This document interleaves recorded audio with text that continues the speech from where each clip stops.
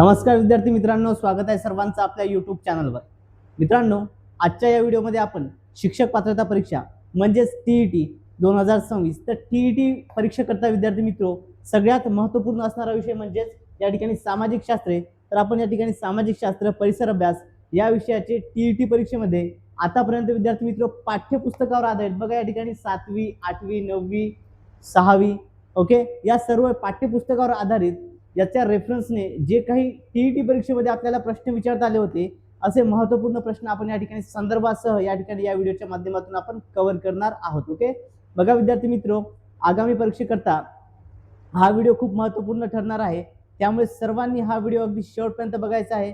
Okay आणि video आवडल्यास video like करायचा आहे आणि जर तुम्ही अजूनही आपल्या चॅनलला सबस्क्राइब केलं नसेल तर सर्वांनी चॅनलला सबस्क्राइब करायचं आहे। ओके चला या ठिकाणी बघा विद्यार्थी मित्रो, या ठिकाणी सर्व प्रश्न जे असणार आहेत ते स्टेट बोर्ड पाठ्यपुस्तकावर आधारित असणार आहेत आणि आतापर्यंत टीईटी परीक्षेत जे प्रश्न विचारले होते असेच प्रश्न आपण आजच्या या व्हिडिओमध्ये घेणार आहोत विद्यार्थी मित्र। ओके चलो तर बघा या ठिकाणी आजच्या या सेशन मधील आपला पहिला प्रश्न आपल्या स्क्रीनवरती आहे।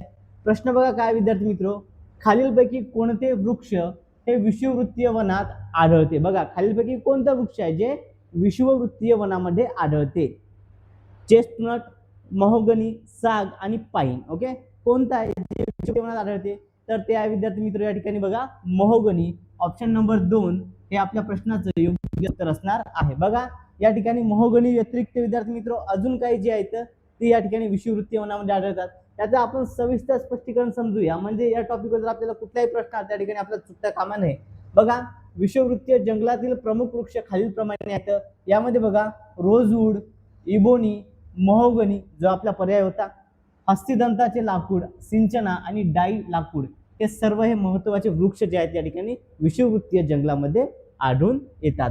मग आता वर्षभर अतिउष्णता आणि मुबलक पाऊस पडतो। ओके बघा या ठिकाणी काय असते, वर्षभर अतिउष्णता असते आणि मुबलक पाऊस पडतो आणि जास्तीत जास्त सूर्यप्रकाशासाठी या वनामध्ये वृक्ष हे अतिशय उंच वाढतात। बघा या ठिकाणी काय सूर्यप्रकाश ज्या उष्णता असते या ठिकाणी जास्तीत जास्त सूर्यप्रकाशाकरता या ठिकाणी काय या वनातील जे वृक्ष असतात ना या उंच या ठिकाणी वाढतात आणि त्यांची पाने रुंद आणि सदाहरित असतात। पाने कशी असतात तर पाने रुंद आणि सदाहरित या ठिकाणी असतात। ओके चलो यानंतर नेक्स्ट क्वेश्चन बघा, पुढचा प्रश्न काय, समान तापमान असणाऱ्या बिंदूंना जोडणाऱ्या काल्पनिक रेषेला रिकामी जागा रेषा म्हणतात। बघा समान तापमान असणाऱ्या बिंदूंना जोडणारी जी काल्पनिक रेषा आहे त्या रेषेला काय म्हणतात असा प्रश्न या ठिकाणी विचारण्यात आलेला आहे। ओके बघा समभार रेषा, समपर्जन्य रेषा, समताप रेषा आणि समुच्चता रेषा।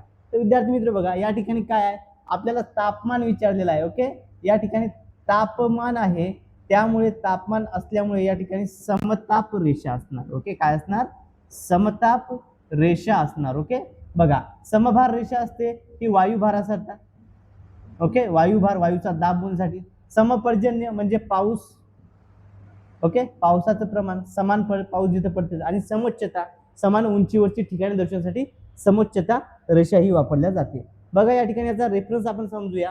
बघा समताप रेषा जी समान तापमान असणाऱ्या बिंदूंना जोडणाऱ्या काल्पनिक रेषेला समताप रेषा असे म्हणतात। ओके याला समताप रेषा असे म्हणतात। तर आता विद्यार्थी मित्र बघा या ठिकाणी आपण हा पॉइंट समजून घेऊया। ओके हा पॉइंट आपण या ठिकाणी समजून घेऊया। बघा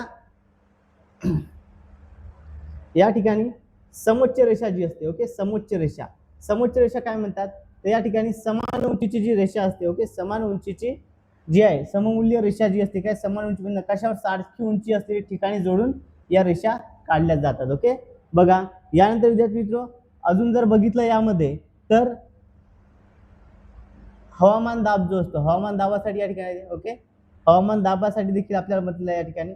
तर बघा हवामान दाब मापक जे आहे या ठिकाणी हे वायुदाब मोजणारे एकक आहे जो मिलीबार मध्ये काय या ठिकाणी हवामान दाब हा मोजल्या जात असतो। ओके कशामध्ये मिलीबार मध्ये जो असतो हा मोजल्या जात असतो विद्यार्थी मित्र। क्लिअर आहे सर्वांना? चलो यानंतर विद्यार्थी मित्र नेक्स्ट क्वेश्चन घेऊया। पुढील प्रश्न बघा आपल्या स्क्रीनवरती आहे। प्रश्न काय आहे, आधुनिक इतिहासाचे ओके आधुनिक इतिहासाचे लेखन जे आहे आधुनिक इतिहास लेखनाचे जनक कोण आहेत? बघा आधुनिक इतिहासाच्या लेखनाचे जनक कोण आहेत असा प्रश्न या ठिकाणी आपल्याला विचारण्यात आलेला आहे। ओके बघा वॉल्टेवर, रेने दकार्ता, लिओपोल्ड रांके आणि कार्ल मार्क्स. ओके, तर कोण आहे विद्यार्थी मित्र या ठिकाणी? तर हा आहे बघा आधुनिक इतिहास लेखनाचे जनक म्हटलेला आहे.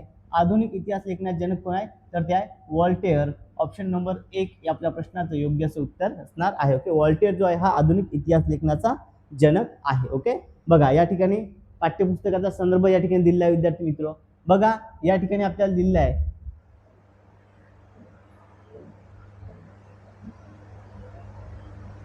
पहा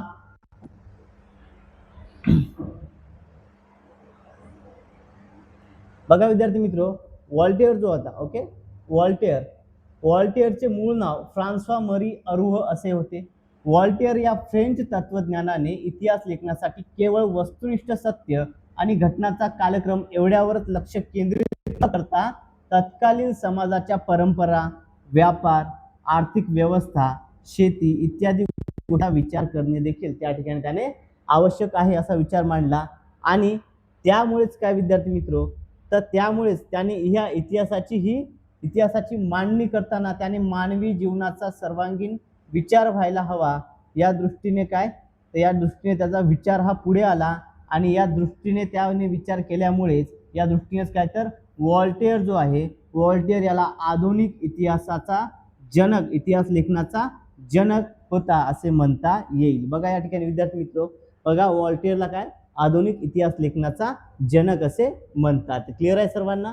बघा विद्यार्थी मित्र, या ठिकाणी आपण जे आहे सर्व हे रेफरन्सेसच्या आधारे बघत आहोत, म्हणजेच या ठिकाणी अगदी ऑथेंटिक माहिती जी आहे आपण या ठिकाणी घेत आहोत. ओके, चला विद्यार्थी मित्र, व्हिडिओ आवडला, स्पष्टीकरण आवडलं, सर्वांनी व्हिडिओला लाईक करायचं आहे.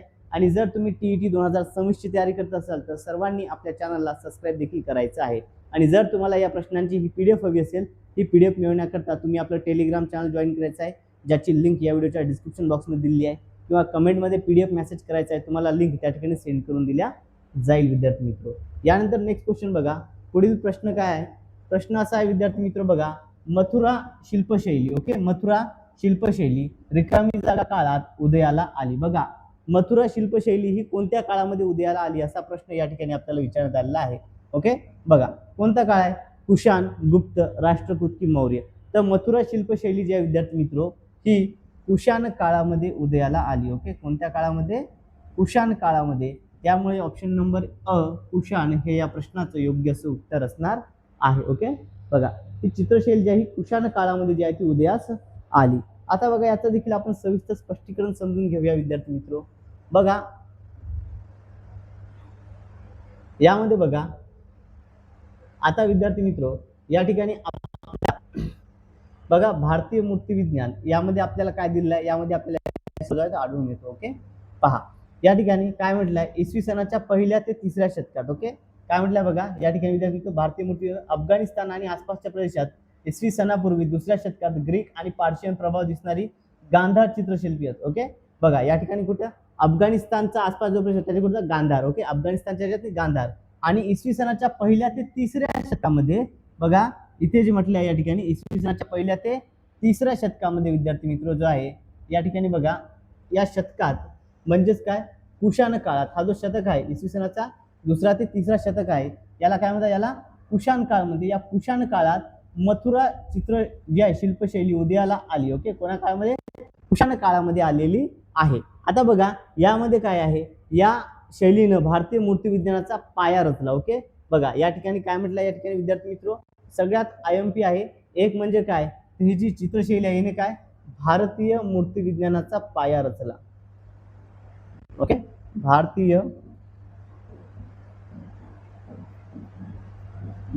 मूर्तिविज्ञानाचा पाया रचला. ओके, या चित्रशैलीने भारतीय मूर्तिविज्ञानाचा पाया रचला असं म्हटलेलं आहे. मग आता बघा यामध्ये काय काय सांगितलेलं आहे विद्यार्थी मित्र. ओके, यामध्ये आपण समजून घेऊया. बघा यामध्ये काय आहे, या ठिकाणी देवप्रतिमांचा उपयोग करण्यासाठी. ओके, काय म्हटलं या ठिकाणी देवप्रतिमा जी आहे या देवप्रतिमांचा उपयोग करण्यासाठी. ओके, देवप्रतिमांचा उपयोग करण्यासाठी कल्पना आहे कुशाण नाण्यावर प्रथम पाहण्यास मिळाली. ओके, बघा मग या ठिकाणी काय सर्वप्रथम जे आहे कुशाण यांनी नाण्यावरती काय देवप्रतिमांचा उपयोग केला. ओके, नाण्यावरती देवाच्या प्रतिमांचा उपयोग केला. आणि गुप्त साम्राज्याच्या काळात भारतीय मूर्तिविज्ञानाचे नियम तयार होऊन शिल्पकलेचे मापदंड निर्माण झाले. इसवी सनाच्या 9व्या ते 13व्या शतकात चोळ राजा जो होता, चोळ राज्यांच्या अधिपत्याखाली दक्षिण भारतात कास्य मूर्ती घडवण्याची कला विकसित झाली आणि त्यामध्ये शिव, पार्वती, नटराज, लक्ष्मी, विष्णू यासारख्या देवतांच्या मूर्त्या बनवल्या जाऊ लागल्या. ओके, आता या मूर्त्या कोणाच्या कालखंडामध्ये बनवल्या जाऊ लागल्या? तर या बनवल्या जाऊ लागल्या चोळ साम्राज्यामध्ये. ओके, चोळ साम्राज्य, नटराज वगैरे या ज्या मूर्त्या आहे ना, या चोळ साम्राज्याच्या काळामध्ये बनवल्या जाऊ लागल्या. हा पॉईंट देखील परीक्षेच्या दृष्टिकोनातून महत्त्वपूर्ण आहे. आता यामध्ये आपल्याला काय विचारलं होतं विद्यार्थी मित्रो? तर आपल्याला बघा या ठिकाणी काय विचारलं होतं, तर कुशाण म्हणजे काय? मथुरा शिल्पशैली जी आहे ही कुशाणामध्ये होती. मात्र यानंतर काय, तर कुशाण चित्रशैलीचा जेव्हा नाण्यावरती उपयोग हा कोणाच्या काळामध्ये झाला? तर नाण्यावरती उपयोग म्हटलं तर हा गुप्त साम्राज्यामध्ये झाला. ओके, नाण्यामध्ये उपयोग काय गुप्त साम्राज्याने केला आणि कुशाणनेच केला. आणि त्यानंतर चोळ साम्राज्य होतं, चोळ राज्यांनी काय केलं तर कास्यमूर्ती घडवण्याची कला त्या ठिकाणी विकसित केली आणि त्याच्या माध्यमातून त्यांनी शिव पार्वतीची मूर्ती, त्यानंतर ही नटराज मूर्ती जी आहे ही या ठिकाणी निर्माण केली. ओके, क्लिअर आहे सर्वांना? चलो पहा विद्यार्थी मित्रो, या टाईपचे प्रश्न जे आहेत आपण या ठिकाणी या पद्धतीने आपण समजून घेत आहोत की बघा रेफरन्सेस खूप महत्त्वाचे असतात. या ठिकाणी प्रश्नाचं योग्य असं उत्तर आपल्याला माहिती असणं गरजेचं आहे. ओके, चलो यानंतर नेक्स्ट क्वेश्चन घेऊया. पुढील प्रश्न आपल्या स्क्रीनवरती आहे, भारतातील पहिले इंग्रजी वर्तमानपत्र कोणी सुरू केले? बघा विद्यार्थी मित्रो, आयएमपी प्रश्न आहे, टीईटी 2016 मध्ये हा प्रश्न विचारण्यात आला होता. भारतातील पहिले इंग्रजी वृत्तपत्र म्हटलं, कुठलं इंग्रजी वृत्तपत्र कोणी सुरू केलं वर्तमानपत्र? जेम्स ऑक्स्टन, okay, James Augustus Hicky, sir John Marshall, Allan Hume आणि बाळशास्त्री जांभेकर. ओके, बघा इंग्रजी म्हटलेलं आहे, इंग्रजी कोणी केलेलं आहे तर जेम्स ऑगस्टन हिक्की याने सुरू केलेलं आहे. ओके, याने सुरू केलं होतं. नाव काय होतं त्याचं? बंगाल गॅझेट. कुठलं? बंगाल गॅझेट नावाचं वृत्तपत्र जे आहे त्यांनी सुरू केलं होतं. ओके, बाळशास्त्री जांभेकर यांनी काय पहिलं मराठी सुरू केलं होतं, याचं नाव होतं दर्पण. ओके, बाळशास्त्री जांभेकरांचं काय होतं विद्यार्थी मित्र? तर पहिले मराठी. ओके, पहिले मराठी वृत्तपत्र बाळशास्त्री जांभेकर. पहिले मराठी वृत्तपत्र विचारलं तर बाळशास्त्री जांभेकर. आपल्याला विचारलं काय इंग्रजी, तर ते Bengal gazette, James Augustus Hicky. आता याचा संदर्भ देखील तुम्हाला दाखवून देतो. बघा पाठ्यपुस्तकाचा जो संदर्भ आहे या माहितीवरून आपण समजून घेऊया. बघा विद्यार्थी मित्रो, या टाईपमध्ये आहे, या ठिकाणी बघा Bengal gazette. Okay, Bengal gazette पहा इथे दिलेलं आहे. बघा भारतातील पहिले इंग्रजी वर्तमानपत्र 29 जानेवारी 1780 रोजी सुरू झाले. कधी? 29 जानेवारी 1780 रोजी हे सुरू झाले आणि कुठे? कलकत्ता येथे सुरू झाले. कुठे सुरू झाले हे? तर हे कलकत्ता या ठिकाणी सुरू झाले. ओके, आणि जनरल ॲडव्हर्टायझर, ओके, याचं नाव काय होतं बघा, यालाच जनरल ॲडव्हर्टायझर किंवा बेंगॉल गॅझेट या नावाने ते ओळखल्या गेले. ओके, बघा दोन नाव होते, जनरल ॲडव्हर्टायझर आणि बंगाल गॅझेट या दोन नावाने ते ओळखल्या गेले. आणि जेम्स ऑगस्टस हिक्की या आयरिश व्यक्तीने ते सुरू केले. ओके, कोणी सुरू केले? जेम्स ऑगस्टस हिक्की या आयरिश व्यक्तीने हे सुरू केले. बघा विद्यार्थी मित्रो, आता वर्तमानपत्राचा जो इतिहास आहे या इतिहासामध्ये खूप महत्त्वपूर्ण गोष्टी आपल्याला येतात. बघा या ठिकाणी भारतात इंग्रजांचे ज्यावेळी आगमन झाले तर आगमन झाल्याच्या नंतर मुद्रण कला, वर्तमानपत्रे सुरू झाली आणि वर्तमानपत्रामुळे छापील बातमी सगळीकडे पोहोचण्यास त्या ठिकाणी मदत झाली. ओके, बघा, आणि वर्तमानपत्र हे माहितीच्या आणि ज्ञानाच्या प्रसाराचे साधन बनले. बघा यामध्ये विद्यार्थी मित्रो, आता सगळ्यात महत्त्वपूर्ण आपण बघूया. यामध्ये एक महत्त्वपूर्ण वर्तमानपत्र ज्यामध्ये आपल्याला प्रश्न होता, बघा या ठिकाणी दर्पण संदर्भात आपण माहिती समजून घेऊया. ओके, दर्पण. बघा आता विद्यार्थी मित्रो, दर्पण जे आहे, दर्पण, ओके, दर्पण हे पत्र 1832 साली मुंबई सुरू झाले.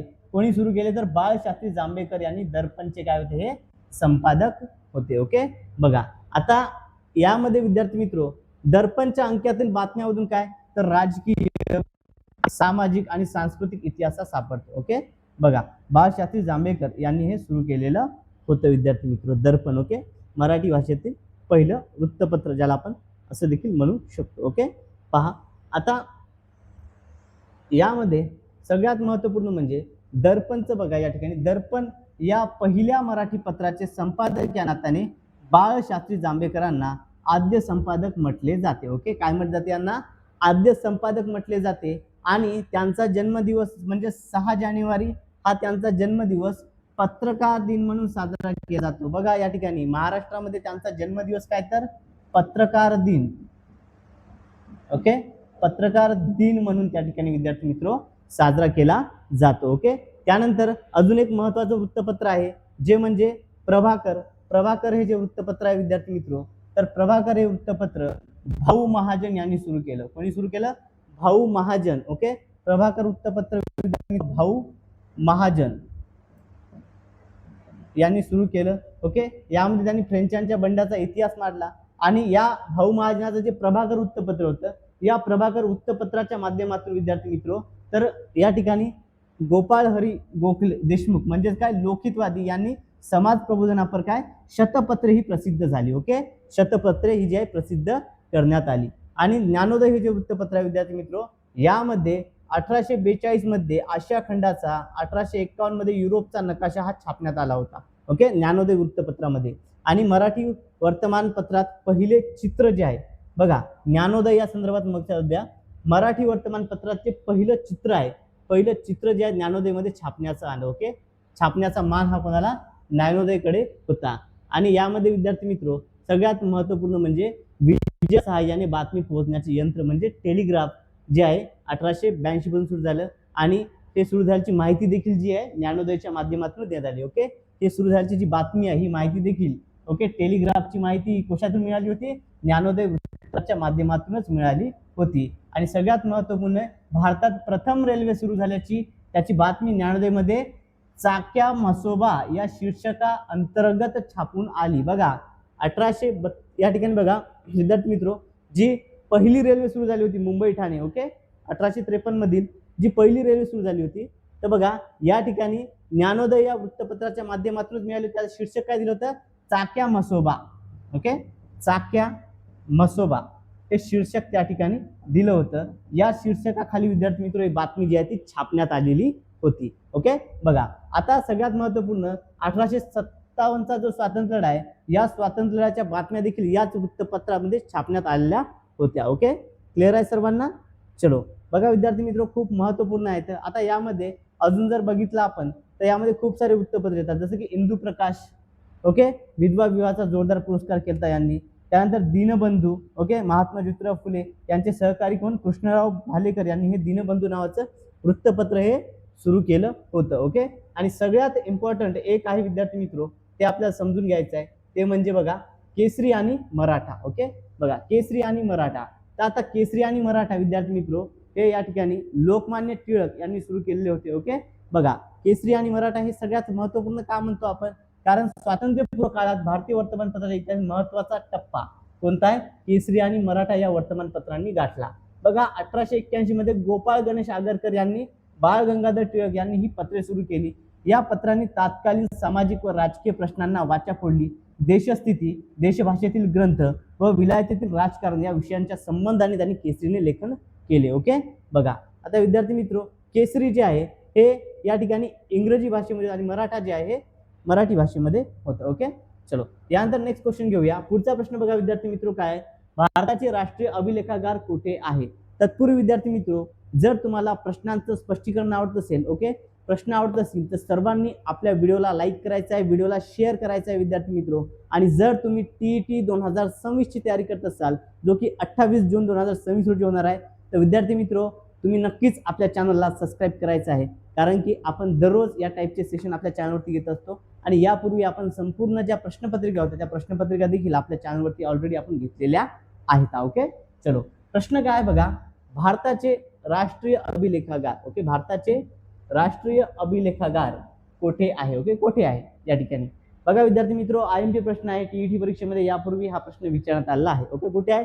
पुणे, नवी दिल्ली, कोलकाता की हैदराबाद? तर भारताचे राष्ट्रीय अभिलेखागार जे आहे कुठे येतं?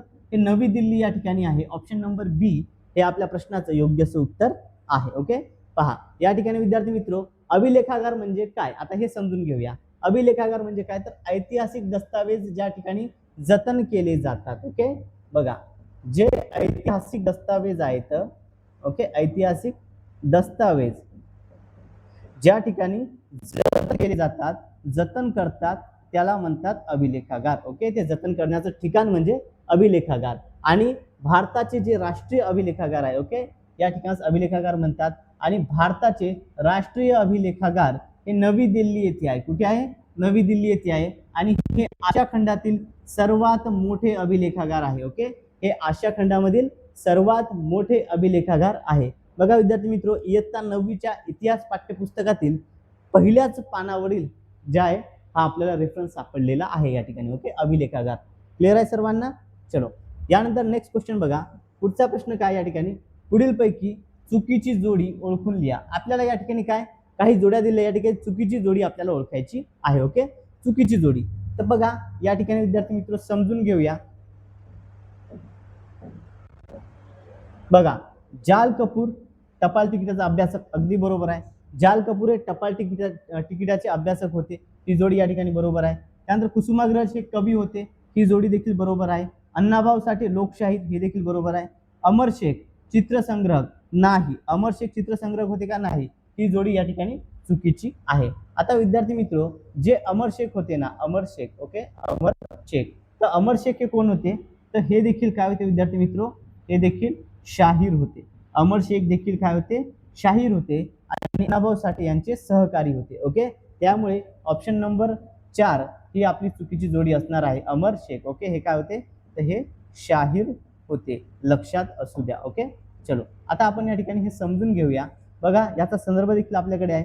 बघा विद्यार्थी मित्र, या ठिकाणी आपल्याला दिसून येतो. बघा, इतिहासाची जी मौखिक साधने आहे, ओके, इतिहासाची जी मौखिक साधने आहे यामध्ये याचा रेफरन्स आहे. पहा रेफरन्स कसा आहे. बघा, मौखिक साधने, या साधनामध्ये काय, मौखिक साधनामध्ये कशा समावेश होतो सगळ्यात पहिले समजून घ्या. लोककथा, लोकगीते, म्हणी, ओव्या इत्यादींचा समावेश हा यामध्ये होतो. बघा, संयुक्त महाराष्ट्र चळवळीत लोकशाहीर, संयुक्त महाराष्ट्र चळवळीत लोकशाहीर अण्णाभाऊ साठे आणि शाहीर अमर शेख, काय म्हटलंय? लोकशाहीर अण्णाभाऊ साठे आणि शाहीर अमर शेख यांच्या पोवाड्यातून कार्यकर्त्यांना प्रेरणा मिळत, म्हणजे शाहीर अमर शेख म्हटलेलं आहे. आणि या ठिकाणी आपल्याला काय सांगितलेलं आहे? तर शाहीर हे चित्रसंग्रहक आहेत का? नाही, तर अमर शेख हे काय आहेत? शाहीर आहेत. त्यामुळे हेच आपल्या प्रश्नाचं योग्य असं उत्तर आहे विद्यार्थी मित्र. ओके, चलो, यानंतर नेक्स्ट क्वेश्चन बघा. पुढील प्रश्न काय विद्यार्थी मित्र? प्रश्न खूप इंटरेस्टिंग आहे. चंद्र पृथ्वीला प्रदक्षिणा घालताना, ओके, चंद्र पृथ्वीला प्रदक्षिणा घालताना ज्यावेळी त्याचे अंतर सर्वात कमी असते, ओके, चंद्र पृथ्वीला प्रदक्षिणा ज्यावेळी त्याचे अंतर काय असते? हे सर्वात कमी असते, त्या स्थितीला काय म्हणतात? ओके, त्या स्थितीला काय म्हणतात? अपभू स्थिती, उपभू स्थिती, अपसूर्य की उपसूर्य? आता विद्यार्थी मित्र, याच टाईपचा प्रश्न आपण मागील काही सेशन मध्ये टीईटी परीक्षेमध्ये आलेला होता. 2018 मध्ये होता, 2016 मध्ये देखील होता. ओके, असा प्रश्न आपण अभ्यासलेला आहे. मात्र त्यामध्ये चंद्राच्या ऐवजी काय होतं? सूर्याचं अंतर होतं. कशाचं होतं? सूर्याचं. ह्यामध्ये आपल्याला चंद्राचं आहे, तेव्हा मी एक्सप्लेन केलं होतं, त्यामध्ये देखील तुम्हाला सांगलं होतं की चंद्र देखील विचारला जातो आणि हा प्रश्न विचारण्यात आला होता. ओके, तर पहा विद्यार्थी मित्र, काय म्हणतात? चंद्राचं अंतर जर कमी असेल, चंद्राचं अंतर काय असेल? कमी असेल, मग त्याला काय म्हणणार? कमी अंतर आलं तर उपभू स्थिती. ओके, कमीत कमी अंतर असेल तर उपभू म्हणतात, पण त्याला चंद्रा संदर्भात असेल तर या ठिकाणी उपभू. पहा, चंद्राचं अंतर ज्यावेळेस कमीत कमी असेल त्याला उपभू. ओके, बघा, कमी अंतर असेल तर उप, आणि जास्त अंतर असेल तर अप. ओके, लक्षात द्या, जास्त अंतर असेल तर अप, कमी अंतर, जास्त अंतर, अपभू, उपभू स्थिती. ओके, त्याच पद्धतीने अपसूर्य, कमी अंतर असेल तर या ठिकाणी उपसूर्य, जास्त अंतर असेल सूर्याचं पृथ्वीपासून तर त्या ठिकाणी अपसूर्य. ओके, क्लिअर आहे सर्वांना? बघा, या ठिकाणी याचा देखील संदर्भ आपण समजून घेऊया. बघा, पाठ्यपुस्तकाच्या माध्यमातून या ठिकाणी आपण समजून घेऊया ही सगळ्या गोष्टी. पहा, या ठिकाणी सूर्य, चंद्र आणि पृथ्वी हा जो टॉपिक आहे, या टॉपिकवरचा हा प्रश्न आपल्याला विचारण्यात आलेला आहे. बघा विद्यार्थी मित्र, काय म्हटलं या ठिकाणी? बघा, पृथ्वीप्रमाणे चंद्राला देखील अक्षीय आणि कक्षीय गती आहेत. ओके, काय, ज्या पद्धतीने पृथ्वीला ज्या आहेत अक्षीय आणि कक्षीय, त्याचप्रमाणे काय चंद्राला देखील या गती आहेत. चंद्र हा स्वतःभोवती फिरताना पृथ्वीभोवती प्रदक्षिणा घालत असतो, तसेच पृथ्वी सूर्याभोवती प्रदक्षिणा घालते. त्यामुळे चंद्र सूर्याभोवती स्वतंत्रपणे फिरत नसला तरी तो सूर्याभोवती अप्रत्यक्षपणे काय प्रदक्षिणा घालतो. आता चंद्राच्या परिभ्रमण आणि परिवलन गतीचा जो आहे कालावधी हा एकसारखा असेल तसा आहे का? नाही. आता बघा विद्यार्थी मित्र, या ठिकाणी एक पॉइंट आपण समजून घेऊया. बघा, यामध्ये आपल्याला ठिकाणी दिसतंय, बघा यामध्ये आहे, बघा आता या ठिकाणी पृथ्वीप्रमाणे चंद्राची परिभ्रमण कक्षा ही लंबवर्तुळाकार आहे. त्यामुळे चंद्र पृथ्वीभोवती प्रदक्षिणा घालत असताना पृथ्वी आणि चंद्रातील अंतर सर्वत्र सारखे नसते. ओके, सर्वत्र सारखे असते का? नसते. मग जेव्हा पृथ्वीच्या जास्तीत जास्त जवळ असतो, चंद्र हा पृथ्वीच्या जास्तीत जास्त जवळ असतो, मग ज्यावेळी तो जास्तीत जास्त जवळ असतो तर जवळ असणाऱ्या स्थितीला काय म्हणतात? तर जवळ असणाऱ्या स्थितीला विद्यार्थी मित्र या ठिकाणी बघा उपभू स्थिती म्हणतात. ओके, जवळ असेल तर उपभू स्थिती म्हणतात. आणि या उलट जेव्हा पृथ्वीपासून जास्तीत जास्त दूर असतो तेव्हा ती अपभू स्थिती असते. जास्तीत जास्त दूर असतो तेव्हा ती कुठली असते? अपभू स्थिती असते. बघा विद्यार्थी मित्र, सर्वात जवळ आहे बघा 3,56,600. ओके, 6,000 किलोमीटर या ठिकाणी 3,56,600 किलोमीटर आहे. कमी आहे अंतर तर उपभू स्थिती. आणि 4 लाख ओके या ठिकाणी बघा 4,07,000 किमी. ओके, 4,07,000 किमी आहे या ठिकाणी. तर अशा वेळी विद्यार्थी मित्र काय? विद्यार्थी मित्र बघा तर उपभू अपभू स्थिती. ओके, जास्त असेल तर या ठिकाणी क्लिअर आहे सर्वांना?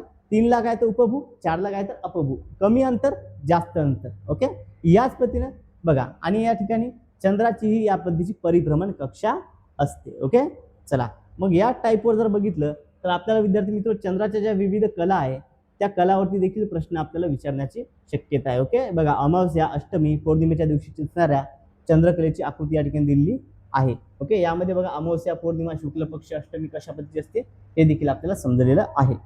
यानंतर नेक्स्ट क्वेश्चन घेऊया. पुढील प्रश्न पहा विद्यार्थी मित्र काय आहे?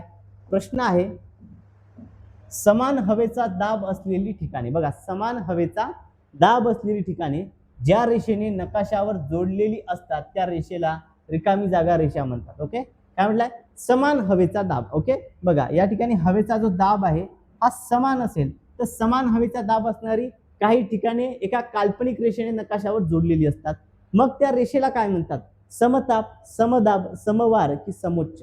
तर बघा दाब आहे हवेचा, त्यामुळे ऑप्शन नंबर बी समदाब रेषा हे या प्रश्नाचं योग्य असं उत्तर असणार आहे. ओके, समदाब त्या ठिकाणी म्हणणार विद्यार्थी मित्र. बघा या ठिकाणी याचं स्पष्टीकरण देखील आहे.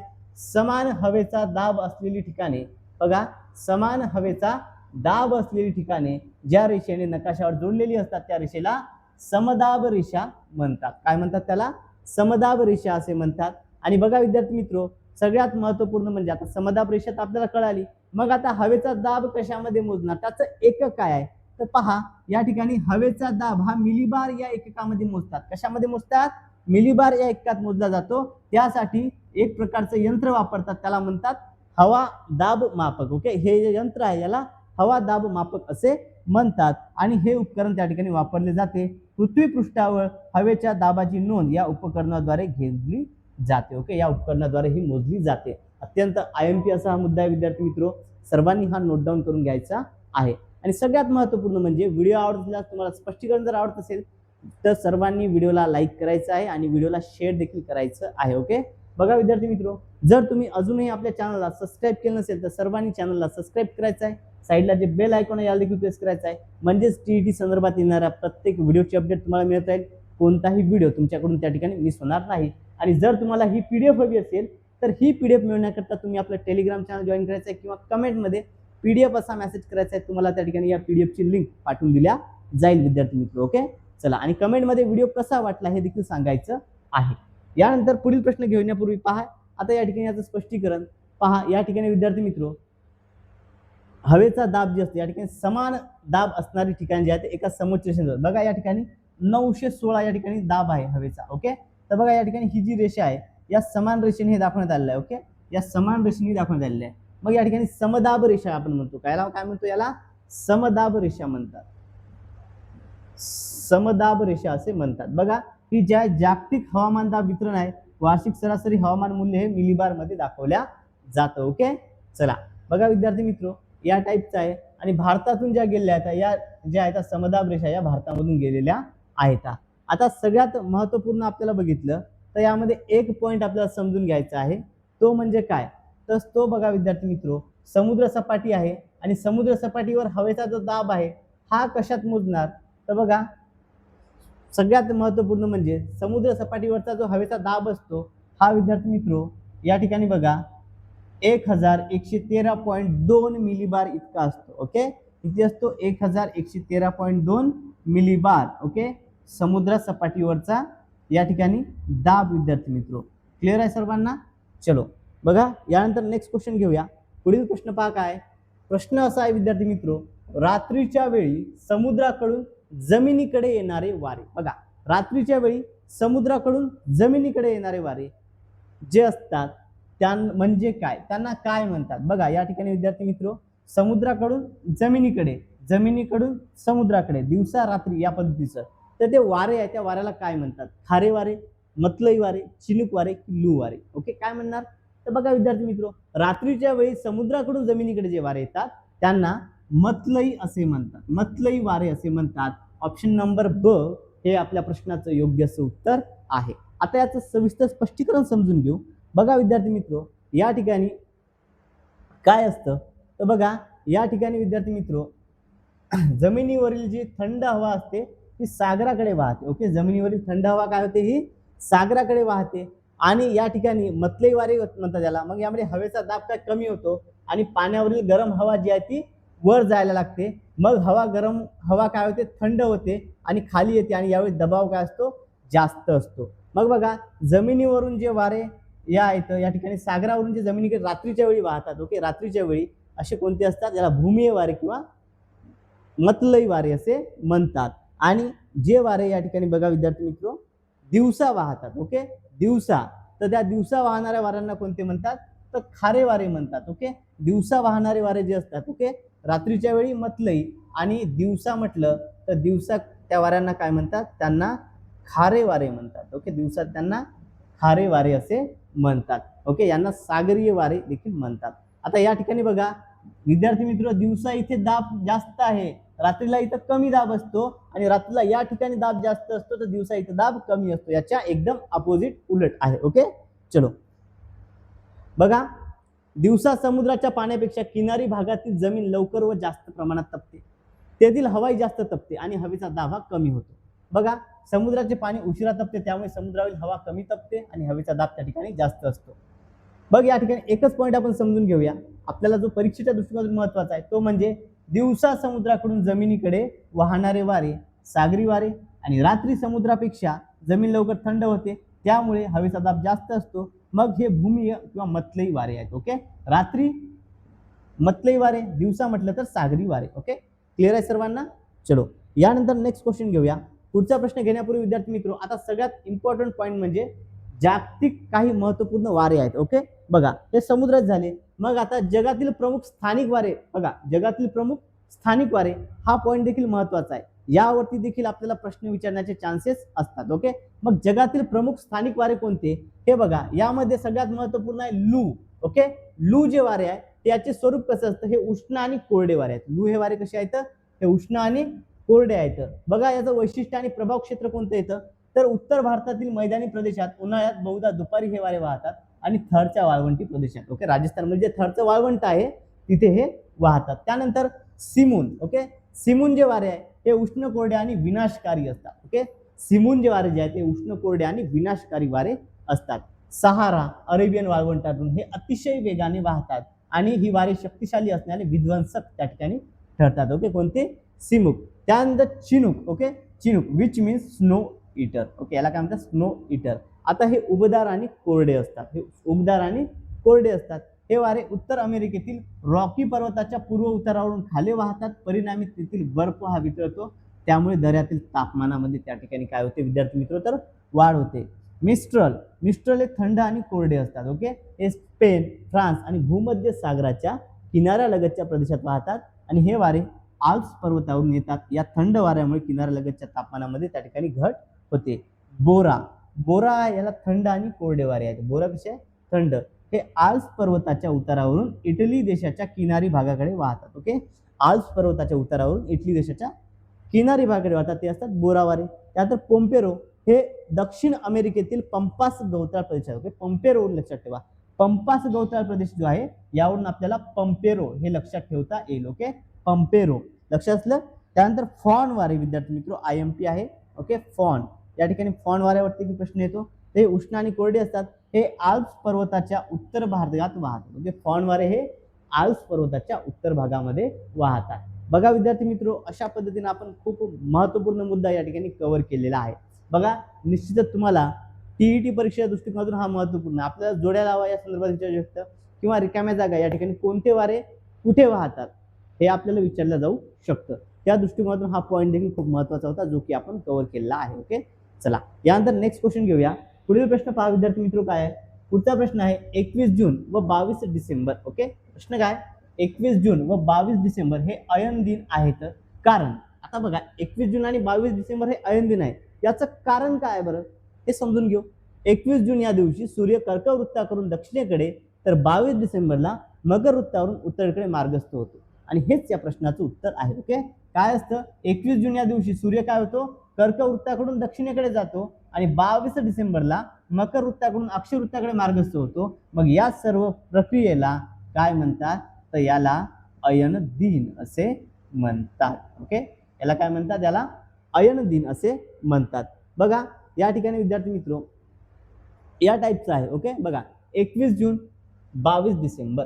ओके, 21 जून आणि 22 डिसेंबर या टाईपमध्ये बघा तर या कललेल्या अक्षाचं काय आपल्याला या ठिकाणी 21 जून आणि 22 डिसेंबरची सूर्य सापेक्ष स्थिती आपल्याला त्या ठिकाणी लक्षात येते. मग आता यामध्ये याला अयन दिन म्हणून आपण संबोधतो. ओके, यामध्ये याला काय आपण अयन दिन म्हणून संबोधतो. तर आता बघा या ठिकाणी विद्यार्थी मित्र हा पॉईंट आपण या ठिकाणी समजून घेऊ. ओके, पहा यामध्ये काय होतं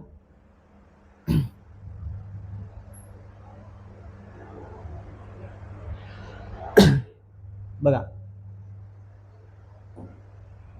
आता 21 जून या दिवशी काय होतं या दिवशी 21 जून आणि 22 डिसेंबर या तारखांना अनुक्रमे कर्कव वृत्तावर आणि मकर वृत्तावर सूर्यकिरणे कशी पडतात लंबरूप पडतात. बघा या ठिकाणी विद्यार्थी मित्र जो कर्कव वृत्त आहे आणि मकर वृत्त आहे. ओके, बघा कर्कव वृत्त आणि मकर वृत्तावरती या ठिकाणी काय होतं हे मकर वृत्त आहे आणि हे कर्कव वृत्त आहे. यावरती कशी सूर्यकिरणे कशी पडतात लंबरूप पडतात. मग आता ही जी सूर्यकिरणे लंबरूप पडतात विद्यार्थी मित्र तर या लंबरूप पडतात या दिवसांना अयन दिन असे म्हणतात. या दिवसांना काय म्हणतात या दिवसांना अयन दिन असे म्हणतात. ओके, क्लिअर आहे सर्वांना. आता कर्कव वृत्तापासून उत्तर ध्रुवापर्यंत किंवा मकर वृत्तापासून दक्षिण ध्रुवापर्यंत सूर्यकिरणे कोणत्याही अक्षवृत्तावर लंबरूप पडत नाही. त्यामुळे 21 जून हा सर्वात मोठा दिवस असतो. पहा IMP पॉईंट आहे लक्षात द्या. ओके, यामुळे काय होतं बघा या ठिकाणी सूर्यकिरणे काय लंबरूप पडत नाही कोणत्याही अक्षवृत्तावर लंबरूप पडत नाही. त्यामुळे उत्तर गोलार्धामध्ये 21 जून हा सर्वात मोठा दिवस असतो आणि रात्र सर्वात लहान असते 21 जूनला. तर दक्षिण गोलार्धामध्ये विद्यार्थी मित्र 22 डिसेंबर हा सर्वात मोठा दिवस असतो आणि रात्र सर्वात लहान असते. ओके, बघा उत्तर गोलार्ध आणि दक्षिण गोलार्धामध्ये हा फरक त्या ठिकाणी बनतो. ओके, चला यानंतर नेक्स्ट क्वेश्चन घेऊया. पुढील प्रश्न आपल्या स्क्रीनवरती आहे. प्रश्न बघा विद्यार्थी मित्र काय आहे. सुएझ कालवा अतिशय महत्वाचा आहे. कारण बघा सुएझ कालवा हा अतिशय महत्वाचा आहे. याचं कारण काय आहे बरं.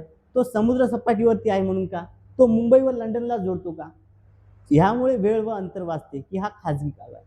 सुएझ कालवा अतिशय महत्वाचा काय कारण त्यामुळे वेळ व अंतर वाचते. ओके, ऑप्शन नंबर ई हे या प्रश्नाचं योग्य असं उत्तर आहे. या दृष्टिकोनातून सुएझ कालवा जो आहे हा महत्वाचा आहे. बघा सुएझ कालवा हा भूमध्य समुद्र आणि तांबडा समुद्र यांना जोडण्यासाठी इजिप्तमधील सुएझच्या इस्थमस ओलांडून उत्तरेकडून दक्षिणेकडे जाणारा एक कृत्रिम समुद्री पातळीचा जलमार्ग आणि कालवा जो आहे हा आफ्रिकन खंडाला आशियापासून वेगळा करतो. ओके, सुएझ कालवा काय करतो आफ्रिकन खंडाला आशियापासून जो आहे तो हा वेगळा करतो आणि हा युरोप आणि भारतीय पश्चिम पॅसिफिक महासागराच्या आसपास असलेल्या जमिनीमधला सर्वात लहान सागरी मार्ग प्रदान करतो. ह्यामुळे वेळ व अंतर वाचते.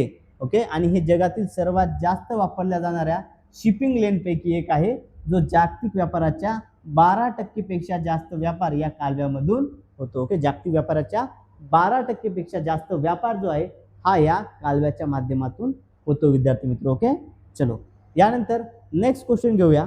बघा विद्यार्थी मित्र आता या ठिकाणी इतिहासासंदर्भात हा प्रश्न आपल्याला नेहमी परीक्षेमध्ये विचारला जातो. ओके, बघा काय आहे प्रश्न या ठिकाणी समजून घ्या.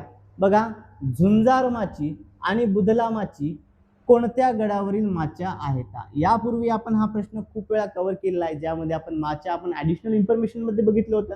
आता त्यावरतीच प्रश्न आपल्याला या ठिकाणी परीक्षेमध्ये विचारण्यात आला होता. ओके, बघा तोरणा, रायगड, राजगड की प्रतापगड. तर या सर्व या दोन जे माच्या आहेत विद्यार्थी मित्र या कोणत्या किल्ल्याच्या आहेत त्या स्वराज्याचे तोरण रोवले म्हणजेच तोरणा किल्ल्यातील आहेत. ओके, कोणत्या तोरणा किल्ल्यातील या माच्या आहेत. ओके, 2 माच्या होत्या तोरणा किल्ल्यावर, आपण अभ्यासलं होतं. बघा या ठिकाणी विद्यार्थी मित्र, झुंजार माची ही संरक्षणाच्या दृष्टीने खूप महत्त्वपूर्ण आहे. शत्रूच्या हालचालीवर लक्ष ठेवण्यासाठी आणि गडावरील चाल करून येणाऱ्या शत्रूचा प्रतिकार करण्यासाठी ही माची पहिली फळी म्हणून वापरली जात असे. आणि बुधला माची जी होती, तर बुधला माची विद्यार्थी मित्र ही माची तिच्या उलट्या भांड्यासारख्या, ओके, याची माची कशी जी आहे ही उलट्या भांड्यासारख्या, म्हणजे उलटे भांडे वैशिष्ट्यपूर्ण रचनेसाठी प्रसिद्ध आहे. ओके, चला आता या बघा, याचं आपण रेफरन्स देखील या ठिकाणी समजून घेऊया. ओके, पहा या ठिकाणी विद्यार्थी मित्र, तोरणा किल्ला संदर्भात आतापर्यंत कोणकोणत्या टॉपिकवर प्रश्न आलते हे तुम्हाला सांगतो पहिले. ओके, बघा सगळ्यात महत्त्वपूर्ण म्हणजे आपल्याला तोरणा किल्ला पुण्याच्या कोणत्या दिशेला आहे यावरती प्रश्न आला. हा पुण्याच्या नैऋत्य दिशेला आहे, पुण्याच्या नैऋत्य दिशेला आहे. लक्षात असू द्या कोणकोणते पॉईंट महत्त्वपूर्ण आहे ते समजून घ्या. एक म्हणजे दिशा, ओके, हे झालं. त्यानंतर खोऱ्यात कोणत्या आहे, तर हा कानद खोऱ्यात आहे. कोणत्या खोऱ्यात आहे, खोरे. ओके, दिशा झालं. त्यानंतर खोरे कोणत्या खोऱ्यात आहे, कानद खोऱ्यामध्ये हा किल्ला आहे.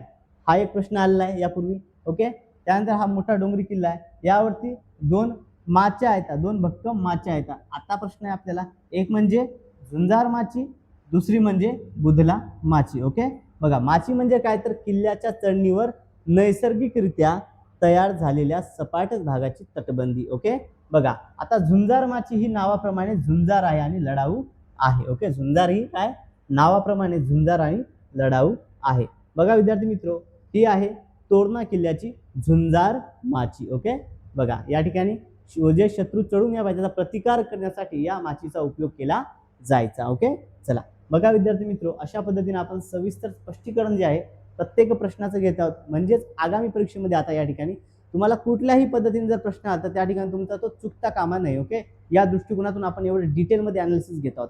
विद्यार्थी मित्र, जर तुम्हाला स्पष्टीकरण आवडत असेल तर सर्वांनी व्हिडिओला लाईक करायचं आहे आणि आपल्या या व्हिडिओची लिंक आपल्या सर्व व्हॉट्सअप ग्रुप्सवरती जे तुमचे सहकारी TET 2026 तयार केलं त्या सर्वांना या व्हिडिओची लिंक आपण शेअर करायची आहे विद्यार्थी मित्र. आणि व्हिडिओबद्दल प्रतिक्रिया ही कमेंटमध्ये द्यायची आहे. ओके, चला यानंतर नेक्स्ट क्वेश्चन घेऊया. पुढील प्रश्न बघा, प्रश्न असा आहे विद्यार्थी मित्र, न्यायमूर्ती रानडे. ओके, बघा न्यायमूर्ती रानडे, डॉक्टर भांडारकर, न्यायमूर्ती तेलंग, आत्माराम पांडुरंग तरखडकर हे रिकामी जागाचे नेते होते. आता बघा या ठिकाणी काही समाज दिले आहे. ओके, ब्राह्मो समाज, आर्य समाज, प्रार्थना समाज आणि सत्यशोधक समाज. तर यापैकी हे सर्वजण कोणत्या समाजाचे नेते होते, तर हे सर्व होते प्रार्थना समाजाचे. कोणत्या समाजाचे होते, प्रार्थना समाज. ऑप्शन नंबर 3 हे आपल्या प्रश्नाचं योग्य असं उत्तर आहे. ओके, आर्य समाज स्वामी दयानंद सरस्वती. ओके, आर्य समाज कोणाचा आहे, स्वामी दयानंद सरस्वती. ओके, त्यानंतर ब्राह्मो समाज या ठिकाणी राजा राममोहन रॉय. ओके, ब्राह्मो समाज राजा राममोहन रॉय यांचा आहे. सत्यशोधक समाज महात्मा फुले, महात्मा ज्योतिबा फुले. ओके, यांचा आहे. ओके, पहा या ठिकाणी हे सर्व जे होते. आणि आत्माराम पांडुरंग तरखडकर, प्रार्थना समाज. ओके, तरखडकर यांनी प्रार्थना समाजाची स्थापना केली. बघा प्रार्थना समाजाची स्थापना आत्माराम पांडुरंग तरखडकर यांनी 31 मार्च 1867 मध्ये केली होती. ज्याचा उद्देश काय होता, तर एका देवावर विश्वास ठेवता येतो आणि एकाच देवाची उपासना करता येते हा होता. ब्राह्मो समाजाची स्थापना राजा राममोहन रॉय यांनी 1828 मध्ये ब्राह्मो समाजाची स्थापना केली कलकत्ता येथे. आर्य समाज स्वामी दयानंद सरस्वती 1875 मध्ये. सत्यशोधक समाज महात्मा ज्योतिबा फुले यांनी 1873 मध्ये सत्यशोधक समाजाची स्थापना केली होती. ओके, चला बघा विद्यार्थी मित्र, तुम्हाला जर ही PDF हवी असेल तर PDF मिळवण्याकरता तुम्ही कमेंटमध्ये PDF मेसेज करायचा आहे किंवा आपलं टेलिग्राम चॅनल तुम्ही जॉईन करायचं आहे, ज्याची लिंक या व्हिडिओच्या डिस्क्रिप्शन बॉक्समध्ये आहे. त्यामुळे तुम्हाला भरपूर सारा PDF आतापर्यंत आपले जे काही YouTube क्लास झाले त्या क्लासचे PDF तुम्हाला आपल्या टेलिग्राम चॅनलवरती मिळून जातील. ओके, चलो यानंतर पुढचा प्रश्न बघा, माणूस सुरुवातीच्या प्राचीन काळात बोरूने लिहिण्यासाठी खालील पर्यायापैकी कशाचा उपयोग करीत नसे. प्रश्न व्यवस्थित वाचणं परीक्षेमध्ये खूप महत्त्वाचं आहे. ओके, यामुळे मी हा वेगळ्या कलरमध्ये दिलाय तुम्हाला, नसे. बघा आता या ठिकाणी बोरूने लिहिण्यासाठी कशाचा उपयोग करत नसे. आपल्याला माहिती आहे बोरून लिहायचे, कशावर लिहायचे हे माहिती आहे. उपयोग करत नसे म्हटलंय. या ठिकाणी कच्च्या विट्यावर लिहायचे बोरून, या ठिकाणी पपायरसच्या झाडाच्या सालावरती, भुजपत्रावरती, फक्त पत्रगुच्छ नसायचे, यावरती नसायचं, आणि हेच या प्रश्नाचं योग्य असं उत्तर आहे, पत्रगुच्छ. ओके, चला यानंतर पहा विद्यार्थी मित्र, कच्च्या विटा मेस्मोमिटिया. ओके, या ठिकाणी काय मेस्पोटेमिया. मेस्पोटेमिया म्हणजे सुमेरियन संस्कृतीमध्ये माहिती कोरण्यासाठी, नोंदी ठेवण्यासाठी भाजलेल्या किंवा कच्च्या मातीच्या विटांचा वापर केला जायचा. पपायरस झाडाचे साल, इजिप्तमध्ये पपायरस नावाच्या गवतापासून, झाडाच्या सालीपासून कागदासारखा लेखन साहित्य बनवलं जायचं, ज्यावरती प्राचीन हस्तलिखित लिहायचे भुर्जच्या साहाय्यानं. आणि भुर्जपत्रे प्राचीन भारतात भुर्ज नावाच्या वृक्षाच्या सालीच्या, ओके, म्हणजे ब्रिच मार्क पासून काय ती हस्तलिखित आणि ग्रंथ लिहिण्यासाठी मोठ्या प्रमाणात वापरल्या जायचे. ओके, चलो यानंतर नेक्स्ट क्वेश्चन बघा, मध्ययुगीन कालखंडात लिहिला गेलेला ग्रंथ खालीलपैकी कोणता आहे? ओके, मध्ययुगीन कालखंडामध्ये लिहिला गेलेला ग्रंथ कोणता आहे? नाट्यसम्राट, पंचतंत्र, अर्थशास्त्र, रामचरितमानस. ओके, तर बघा मध्ययुगीन कालखंडात म्हटलेला आहे, तर विद्यार्थी मित्र मध्ययुगीन कालखंडामधला या ठिकाणी आहे तो म्हणजे रामचरितमानस. ओके, रामचरितमानस यांचं हे आहे. ओके, बघा आता विद्यार्थी मित्र बाकी इतर जी आहेत ती मध्ययुगीन मधली आहे का नाही, प्राचीन भारतात. ओके, प्राचीन भारतामध्ये लिहितात. बघा या ठिकाणी आपण समजून घेऊया. बघा रामचरितमानस हे तुलसीदास यांनी लिहिलं होतं 16व्या शतकामध्ये. नाट्यसम्राट भरतमुनी यांनी लिहिलं आहे. पंचतंत्र विष्णू शर्मा यांनी लिहिलं आहे. अर्थशास्त्र हे चाणक्य यांनी लिहिलेलं आहे. ओके, बघा याचा स्क्रीनशॉट करून घ्या, तुम्हाला परीक्षेच्या दृष्टिकोनातून महत्त्वपूर्ण आहे. जोड्या लावा मध्ये या ठिकाणी. ओके, यावरती आपल्याला जोड्या लावा विचारण्याचे चान्सेस आहेत विद्यार्थी मित्र. ओके, यामध्ये परीक्षेत काय जोड्या लावा टीईटी पेपर 2 मध्ये विचारलं जाऊ शकतं. ओके, पेपर 2 मध्ये जोड्या लावा विचारण्याचे चान्सेस आहेत. यानंतर पुढील प्रश्न बघा, आझाद हिंद सेनेचे ब्रीद वाक्य कोणते? बघा आझाद हिंद सेनेचे ब्रीद वाक्य कोणते आहे? संरक्षण, स्वराज्य, एकात्मता, सत्यमेव जयते, विश्वास, एकता, बलिदान की चलो दिल्ली. आता या ठिकाणी आझाद हिंद सेनेचे ब्रीद वाक्य म्हटलेलं आहे. मग या ठिकाणी आझाद हिंद सेनेचे ब्रीद वाक्य होते विद्यार्थी मित्र विश्वास, एकता आणि बलिदान, हे होतं आझाद हिंद सेनेचं ब्रीद वाक्य. चलो दिल्ली हे काय, तर चलो दिल्ली हे आझाद हिंद सेनेचं घोषवाक्य होतं. ओके, हे काय होतं, घोषवाक्य. या ठिकाणी सत्यमेव जयते हे आपल्या भारताचं ब्रीद वाक्य आहे. ओके, सत्यमेव जयते हे आपल्या भारताचे ब्रीद वाक्य आहे. बघा या ठिकाणी आझाद हिंद सेना स्थापना 1942 रासबिहारी बोस यांनी केली. त्यानंतर नेतृत्व जे आहे ते सुभाषचंद्र बोस यांनी केलं. ब्रीद वाक्य विश्वास, एकता, बलिदान हे या ठिकाणी याचं ब्रीद वाक्य. घोषवाक्य कोणतं आहे, तर चलो दिल्ली हे या ठिकाणी घोषवाक्य आहे. सत्यमेव जयते हे भारताचे ब्रीद वाक्य. सत्यमेव जयते हे काय आपल्या भारताचे ब्रीद वाक्य आहे. ओके, चलो यानंतर नेक्स्ट क्वेश्चन घेऊया. पुढचा प्रश्न बघा विद्यार्थी मित्र, सोन्याचे नाणे जसं की मोहर. ओके, सोन्याचे नाणे म्हणजे काय, मोहर. त्याच पद्धतीने तांब्याच्या नाण्याचा संबंध काय असणार आहे? ओके, रुपया, दाम, टंका की दिनार. ओके, मग सोन्याचे नाणे मोहर, तर तांब्याचे नाणे म्हणजे काय विद्यार्थी मित्र, दाम. काय म्हणायचे, दाम. ओके, आता बघा हे या ठिकाणी काय मुघलकालीन नावे आहेत. ओके, काय आहे, मुघलकालीन चलन जे आहे तर मुघलकालीन चलनाची नावे आहेत. ओके, बघा हे झाले मुघलकालीन.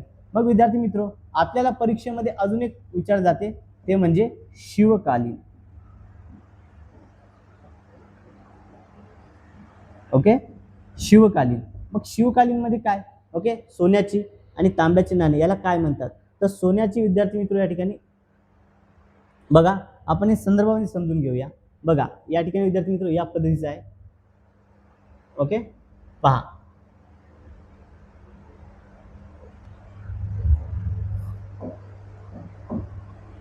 राज्याभिषेकाप्रसंगी जे आहे या ठिकाणी नाणी पाडण्यात आली होती. छत्रपती शिवाजी महाराज यांच्या राज्याभिषेकाच्या वेळी काय विद्यार्थी मित्र, तर नाणी पाडण्यात आली.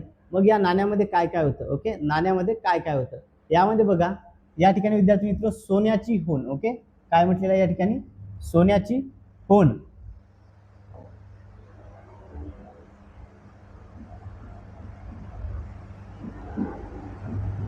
ओके, सोन्याची काय, तर सोन्याची होन आणि तांब्याची शिवराई. ओके, तांब्याची शिवराई. बघा छत्रपती शिवाजी महाराज यांच्या राज्याभिषेकाच्या वेळी जे आहे एक नवीन शक देखील कालगणना सुरू करण्यात आली. ओके, त्या काळात त्यानुसार ते काय शककर्ते झाले. ओके, नवीन कालगणना जी झाली, शक ही कालगणना झाली आणि शककर्ते ओके हे झाले. ओके, कालगणना. क्लिअर आहे सर्वांना. चला बघा विद्यार्थी मित्र, या पद्धतीने आपण प्रत्येक पॉईंट हा कव्हर करत आहोत.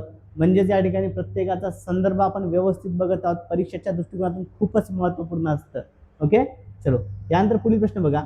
पुढचा प्रश्न असा आहे विद्यार्थी मित्र की किल्ल्यावर युद्ध साहित्याची, ओके, किल्ल्यावर जे युद्ध साहित्य असते त्याची व्यवस्था पाहणारा. बघा, छत्रपती शिवाजी महाराजांच्या काळामध्ये एकूण 300 किल्ले जे होते, ओके, 300 किल्ले त्यांच्याकडे होते. आता जे किल्ले होते त्या किल्ल्यावरती जे युद्ध साहित्य असायचं, युद्ध साहित्याची देखरेख, युद्ध साहित्याची माहिती, ओके, ही सर्व व्यवस्था पाहायचा एक व्यक्ती. तर हे व्यवस्था पाहणारा कोण? बारगीर, सरनोबत, कारखानीस की किल्लेदार. ओके, आता किल्ल्यावरती रक्षक असतो किल्लेदार, मात्र या ठिकाणी लक्षात किल्ल्याची व्यवस्था जो पाहतो हत्याराची, ओके, युद्ध साहित्याची व्यवस्था पाहणारा असतो कारखानीस. कोण असतो? कारखानीस. ऑप्शन नंबर 3 हे या प्रश्नाचं योग्य असं उत्तर आहे. ओके, बघा या ठिकाणी विद्यार्थी मित्र स्वराज्यामध्ये सुमारे 300 किल्ले होते. स्वराज्यामध्ये सुमारे 300 किल्ले होते. या किल्ल्यांची बांधणी, दुरुस्ती यासाठी महाराजांनी मोठा खर्च केला. राजगड, प्रतापगड, पावनगड यासारखे डोंगरी किल्ले बांधले. किल्ल्यावर किल्लेदार, ओके, किल्ल्यावरती काय? किल्लेदार, सबनीस, कारखानीस असे काय अधिकारी त्या ठिकाणी असतात.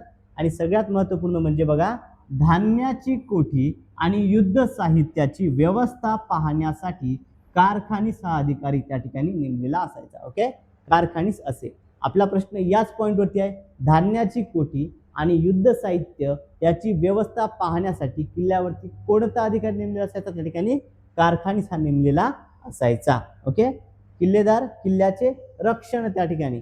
बघा, मग लष्करी व्यवस्था यामध्ये देखील होतं. लष्करी व्यवस्थेमध्ये बघा, महाराजांनी लष्कराची विभागणी जी आहे 2 भागामध्ये केली. एक म्हणजे पायदळ आणि दुसरं म्हणजे घोडदळ. आता बघा, पायदळामध्ये हवालदार, जुमलेदार असे अधिकारी असतात. पायदळाचा जो प्रमुख होता तर या ठिकाणी बघा, यावरती देखील आपल्याला प्रश्न विचारतात. पायदळाच्या प्रमुखास सरनौबत असे म्हणतात. बघा, पायदळाच्या प्रमुखास सरनौबत असे म्हणतात. तर तो पायदळातील सर्वोच्च अधिकारी होता. हा काय होता?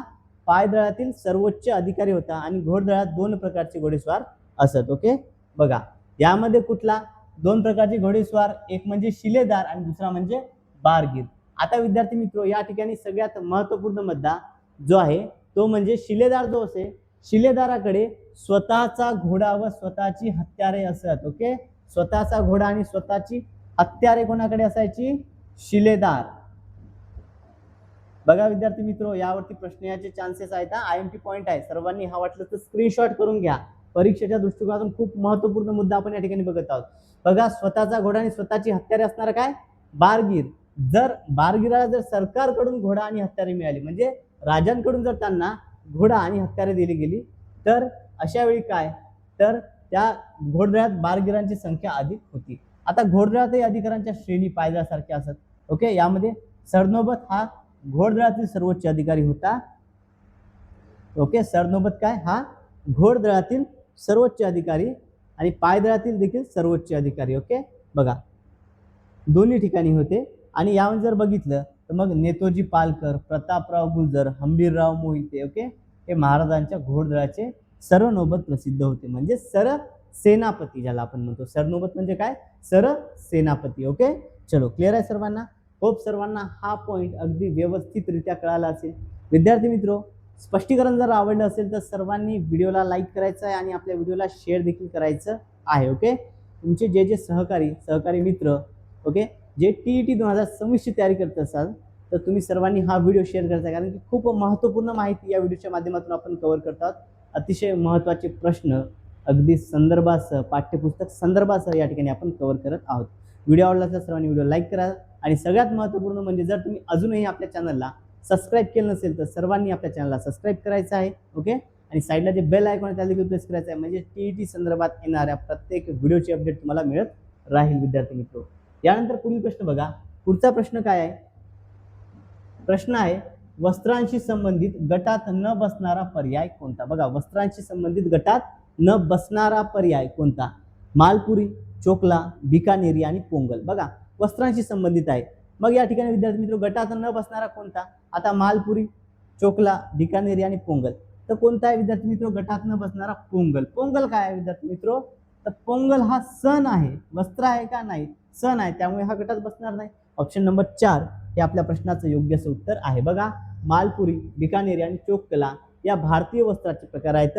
तर पोंगल हा विद्यार्थी मित्र हा सण पारंपरिकपणे सूर्यदेव, इंद्रदेव आणि शेतातील प्राण्यांना त्यांच्या शेतातील योगदानाबद्दल धन्यवाद देण्यासाठी पोंगल हा सण साजरा केला जातो. यानंतर पुढील प्रश्न बघा, मरुभूमी उत्सव जैसलमेर, तसं कार्निवल कुठे? ओके, मरुभूमी उत्सव जैसलमेर, तसं कार्निवल कुठं? तर कार्निवल कुठे होणार? हे होते विद्यार्थी मित्र पणजी या ठिकाणी. ऑप्शन नंबर 2 पणजी हे या प्रश्नाचं योग्य उत्तर आहे. ओके, यानंतर पुढचा प्रश्न बघा, मानवी उत्क्रांतीच्या टप्प्यातील निअँडरथल मॅन म्हणजे काय? बघा, मानवी उत्क्रांतीच्या टप्प्यातील निअँडरथल मॅन म्हणजे काय? बुद्धिमान मानव, शक्तिमान मानव, ताठ कण्याचा मानव की हातांचा कुशलतेने वापरणारा मानव? ओके, बघा, हाताचा कुशलतेने वापर करणारा मानव. तर निअँडरथल मॅन कोणाला म्हणतात विद्यार्थी मित्र? हा होता शक्तिमान मानव. ओके, निअँडरथल मॅन म्हणजे काय? हा होता शक्तिमान मानव. ओके, शक्तिमान मानव याला निअँडरथल मॅन म्हणायचे. ऑप्शन नंबर 2 हे या प्रश्नाचं योग्य उत्तर आहे. बघा या ठिकाणी विद्यार्थी मित्र, हाताचा कुशलतेने वापर करणारा होमो हॅबिलिस. ओके, हाताचा कुशलतेने वापर करणारा कोणता? होमो हॅबिलिस.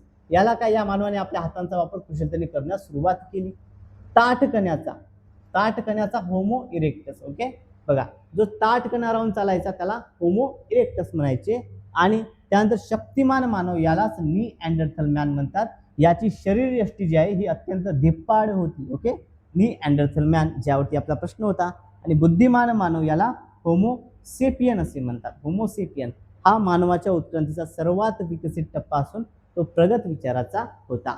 आता विद्यार्थी मित्र बघा, जर आपल्याला एका परीक्षेमध्ये जर या ठिकाणी निअँडरथल मॅन विचारला तर पुढील परीक्षेमध्ये आपल्याला होमो सेपियन विचारण्याचे चान्सेस आहेत. या ठिकाणी होमो हॅबिलिस विचारण्याचे चान्सेस आहेत. होमो इरेक्टस विचारण्याचे चान्सेस आहे. त्यामुळे सर्वांनी हा पॉईंट नोट डाऊन करून घ्यायचा आहे, कारण की यावरती देखील प्रश्न येण्याचे चान्सेस आहेत. ओके, चलो यानंतर नेक्स्ट क्वेश्चन घेऊया. पुढचा प्रश्न बघा, भारतीय राज्यघटनेतील मूलभूत अधिकार खालील पर्यायापैकी कोणता? बघा, भारतीय राज्यघटनेतील मूलभूत अधिकार खालील पर्यायापैकी कोणता आहे? माहितीचा अधिकार, मतदानाचा अधिकार, घटनात्मक उपाययोजनेचा अधिकार की मानव अधिकार? तर विद्यार्थी मित्र, मूलभूत अधिकारापैकी कोणता आहे? तर बघा या ठिकाणी हा आहे घटनात्मक उपाययोजनेचा अधिकार. ओके, घटनात्मक उपाययोजनेचा अधिकार कोणत्या कलमानुसार आहे बरं? कलम 32. ओके, कलम 32 नुसार. आता कलम 32 जो आहे यालाच घटनेचा आत्मा देखील म्हणतात. ओके, घटनेचा आत्मा असं डॉक्टर बाबासाहेब आंबेडकर यांनी या कलमाबद्दल संबोधलेलं आहे. ओके, कलम 32 ला घटनेचा आत्मा देखील म्हणतात. बघा, आपले जर मूलभूत अधिकार, आपल्या मानवी हक्काचे या ठिकाणी काय होते, उल्लंघन होत असेल अशा वेळी आपल्याला ती न्यायालयातून प्राप्त करता येतात. ते म्हणजे काय, घटनात्मक उपाययोजनेचा अधिकार होय. ओके, बघा आता इतर देखील आहेत. भारतीय राज्यघटनेत 6 मुख्य मूलभूत अधिकार देण्यात आहेत. 6. एक म्हणजे समानतेचा कलम 14 ते 18 मध्ये सांगण्यात आलेले आहेत. स्वातंत्र्याचा कलम 19 ते 22 मध्ये, शोषणाविरुद्धचा कलम 23 ते 24 मध्ये आहेत. धर्म स्वातंत्र्याचा हक्क कलम 28 ते 25 ते 28 मध्ये आहे. सांस्कृतिक व शैक्षणिक अधिकार जे आहे 29 ते 30 कलमापर्यंत देण्यात आले आहेत. आणि घटनात्मक उपाययोजनेचा अधिकार कलम 32 ज्यावरती आपला प्रश्न होता. ओके, चला क्लिअर आहे सर्वांना? चलो यानंतर नेक्स्ट क्वेश्चन बघा. पुढील प्रश्न आपल्या स्क्रीनवरती आहे. उत्तर हडप्पा संस्कृतीतील दफन स्थळातील अस्थिकुंभावर कोणती प्रतीके आढळतात? हा प्रश्न खूप वेळा परीक्षेमध्ये रिपीट झालेला आहे. ओके, उत्तर हडप्पा संस्कृतीमध्ये जी दफन स्थळे आहेत, ओके, ज्या ठिकाणी आपण स्मशानभूमी ज्याला म्हणतो, तर अशा ठिकाणी ते अस्थिकुंभ ठेवले जायचे. त्या ठिकाणी एक मडके ठेवले जायचे. त्या मडक्यावर कुठली चिन्ह असायची, कोणती प्रतीके असायची? फुले आणि झाडी, चंद्र, सूर्य, मासे, तलवार आणि ढाल, घर आणि रथ. त्यामध्ये कोणते असायचे विद्यार्थी मित्र? चंद्र, सूर्य, मासे, मोर हे सर्व त्यामध्ये असायचं. ओके, ऑप्शन नंबर 2 चंद्र, सूर्य, मासे हे आपल्या प्रश्नाचं योग्य उत्तर आहे. यानंतर पुढील प्रश्न बघा. जिल्हा परिषद कामकाजाविषयी योग्य विधान कोणते? जिल्हा परिषदेच्या कामकाजाविषयी योग्य विधान कोणते? जिल्हा परिषद सदस्य संख्या कमाल जी आहे 100 असते, चुकीचं आहे. जिल्हा परिषदेची निवडणुकीचे वय 25 वर्ष असले पाहिजे. ओके, किमान वय म्हटलेलं आहे या ठिकाणी. जिल्हा परिषद किमान वय 25 वर्ष आहे का? जिल्हा परिषद अध्यक्ष हा स्थायी समितीचा पदसिद्ध अध्यक्ष असतो. अगदी बरोबर आहे. ओके, जिल्हा परिषदेचा अध्यक्ष असतो हा स्थायी समितीचा पदसिद्ध अध्यक्ष असतो. हे अगदी बरोबर विधान आहे. ओके, चला आणि हेच आपल्या प्रश्नाचं योग्य उत्तर आहे. यानंतर नेक्स्ट क्वेश्चन बघा. सुफी पंथ मूळचा कुठला आहे? बघा, सुफी हा जो पंथ आहे हा मूळचा कुठला आहे? इराण, भारत, अफगाणिस्तान आणि कझाकिस्तान. तर सुफी हा जो पंथ आहे मूळचा कुठला आहे विद्यार्थी मित्र? तर हा मूळचा इराण या देशातील आहे. ऑप्शन नंबर ए या प्रश्नाचं योग्य असं उत्तर आहे. ओके, बघा सुफी हा जो आहे मूळचा कुठला आहे? इराण मधील आहे. आता सुफी हा पंथ इस्लाम धर्मातील एक आध्यात्मिक आणि गूढवादी पंथ आहे. ओके, कुठला आहे हा? इराण देशातील आहे. एक आध्यात्मिक आणि गूढवादी पंथ आहे. यानंतर पुढील प्रश्न बघा, लंडन हे शहर रिकामी जागा या नदीवर वटले आहे. ओके, लंडन हे शहर कोणत्या नदी काठावर वसले आहे असा प्रश्न आपल्याला विचारलेला आहे. ओके, कोणत्या नदी काठावर? थेम्स, डॅन्यूब, हडसन आणि ॲमेझॉन. तर विद्यार्थी मित्र लंडन जे आहे हे कुठे वसले आहे? थेम्स या नदीकाठी. ओके, थेम्स नदीकाठी शहर वसलेलं आहे ते म्हणजे लंडन. ओके, हडसन नदीकाठी कोणतं आहे? हडसन नदीकाठी आहे विद्यार्थी मित्र न्यूयॉर्क. ओके, हडसन नदीकाठी कोणतं आहे? न्यूयॉर्क आहे. ओके, पहा या ठिकाणी विद्यार्थी मित्र लंडन शहर थेम्स नदीकाठी आहे, पॅरिस जे आहे सिने नदीकाठी आहे, रोम टायबर नदीकाठी, न्यूयॉर्क हडसन नदीकाठी. बघा काही महत्त्वपूर्ण शहर आहे जगातील जी कोणत्या नदीकाठी वसलेले आहेत हे देखील आपल्याला माहिती असणं गरजेचं आहे. यावरती देखील प्रश्न विचारण्याचे चान्सेस खूप सारे असतात. ओके, चला विद्यार्थी मित्र व्हिडिओवरच्या सर्वांनी व्हिडिओ लाईक करायचा आणि जर तुम्ही अजूनही आपल्या चॅनलला सबस्क्राईब केलं नसेल तर सर्वांनी आपल्या चॅनलला सबस्क्राईब करायचं आहे. ओके, चलो यानंतर पुढील प्रश्न बघा, कोणत्या ग्रहाला लाल ग्रह म्हणून ओळखल्या जाते? विद्यार्थी मित्र हा प्रश्न रिपीट झालेला आहे. ओके, कोणत्या ग्रहाला लाल ग्रह म्हणून ओळखले जाते? गुरु, प्लुटो, मंगळ आणि शनी. IMP प्रश्न आहे, सगळ्यात सोपा असा प्रश्न आहे. मंगळाला लाल ग्रह असे म्हणतात. ओके, यानंतर सिंधू संस्कृतीतील लोकांचा मुख्य व्यवसाय कोणता होता? बघा सिंधू संस्कृतीमध्ये लोकांचा मुख्य व्यवसाय कोणता होता असा प्रश्न आपल्याला विचारण्यात आलेला आहे. व्यापार, शेती, पशुपालन आणि मासेमारी. ओके, मग सिंधू संस्कृतीमध्ये लोकांचा मुख्य व्यवसाय कोणता होता? तर मुख्य व्यवसाय होता शेती. ऑप्शन नंबर बी हे या प्रश्नाचं योग्य असं उत्तर आहे. शेती बरोबर काय करायचं ते बघा विद्यार्थी मित्र, मुख्य व्यवसाय होता शेती. ओके, मुख्य व्यवसाय होता शेती, मग शेतीसोबतच पशुपालन. ओके, शेतीसोबतच काय? पशुपालन व्हायचं. मग या ठिकाणी पाण्याच्या ठिकाणी जर शेती असेल तर त्या ठिकाणी मासेमारी करायची. ओके, त्या ठिकाणी काय? मासेमारी. मग हे उत्पादन हे सगळ्या गोष्टी झाल्या. मग येथून काय सुरू झाला? इथून सुरू झाला व्यापार. मग यामध्ये सगळ्यात इम्पॉर्टंट म्हटलं तर मुख्य व्यवसाय काय आहे? शेती. त्यामुळे ऑप्शन नंबर बी हे आपल्या प्रश्नाचं योग्य असं उत्तर आहे. ओके, बघा आता सिंधू संस्कृतीतील लोक गहू, बार्ली इत्यादी पिकांची शेती जी आहे ती करत असत. यानंतर विद्यार्थी मित्र काळी माती कोणत्या पिकासाठी उपयुक्त आहे? बघा काळी माती जी आहे याला आपण रेगूर मृदा म्हणतो. काळ्या मातीलाच काय म्हणतो आपण? रेगूर मृदा.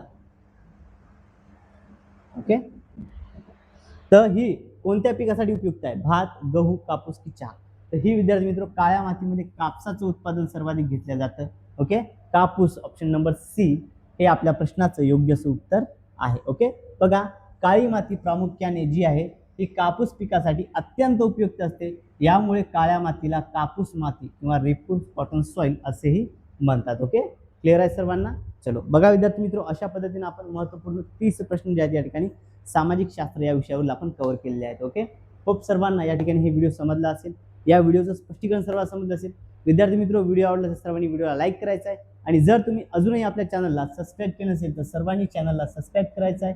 साईडला जे बेल आयकॉन याला देखील प्रेस करायचं आहे. आणि जर तुम्हाला आजच्या या क्लासची ही PDF नोट जर हवी असेल, ओके, ही PDF नोट जर पाहिजे असेल तर PDF नोट मिळवण्याकरता तुम्ही आपलं टेलिग्राम चॅनल जॉईन करायचं आहे, ज्याची लिंक या व्हिडिओच्या डिस्क्रिप्शन बॉक्समध्ये दिली आहे, किंवा कमेंटमध्ये मला PDF मेसेज करायचा आहे. तुम्हाला लिंक त्या ठिकाणी सेंड करून दिल्या जाईल विद्यार्थी मित्र. ओके, चला आणि सगळ्यात महत्त्वपूर्ण म्हणजे विद्यार्थी मित्र आजच्या या व्हिडिओमध्ये एवढंच. भेटूयात पुढच्या व्हिडिओमध्ये. तत्पूर्वी व्हिडिओ कसा वाटला हे कमेंटच्या माध्यमातून सांगायचं आहे. ओके, चला मित्रांनो आजच्या या व्हिडिओमध्ये एवढंच. भेटूयात पुढच्या व्हिडिओमध्ये. Thank you so much.